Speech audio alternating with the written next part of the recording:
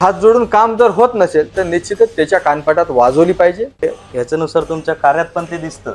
हा एखादा माणूस तुमच्याकडे एखादा प्रॉब्लेम घेऊन आला तर त्या माणसासाठी तुम्ही कर्मचाऱ्यासोबत काही जरी झालं, तुमचा शब्द जर नाही पाळला गेला किंवा काम नाही झालं तर तुम्ही त्या ठिकाणी तुमची ती बाजू पण दाखवता नाही का, जी बाळासाहेबांकडनं शिकलेले आहेत प्रत्येक लोक.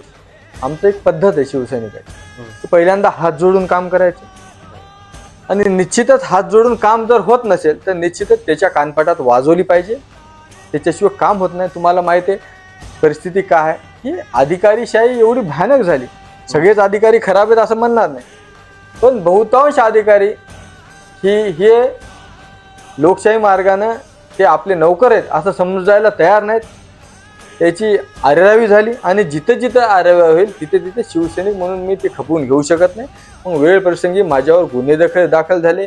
अभिमानानं सांगतो की इतके जितके 45 जे गुन्हे आहेत त्यातला एकही गुन्हा माझ्यावर खंडणीचा नाही, कोणता 2 नंबरचा नाही, कोणत्या बाकीच्या कोणत्या भ्रष्टाचाराचा नाही. सगळे जे गुन्हे दाखल झाले ते सगळेच्या सगळे गुन्हे सर्वसामान्य शेतकऱ्याच्या, सर्वसामान्य कामगाराच्या, विद्यार्थ्याच्या प्रश्नासाठी व्यथित होऊन ज्यावेळेस एखादा सर्वसामान्य शेतकरी, सर्वसामान्य कार्यकर्ता आमच्यापर्यंत येते तर आमचं काम आहे की त्याच्या पाठीमागे खंबीरपणे उभं राहणं, त्याला न्याय मिळवून देणं. हेच आम्हाला बाळासाहेबांना बाळकडू दिलेलं आहे.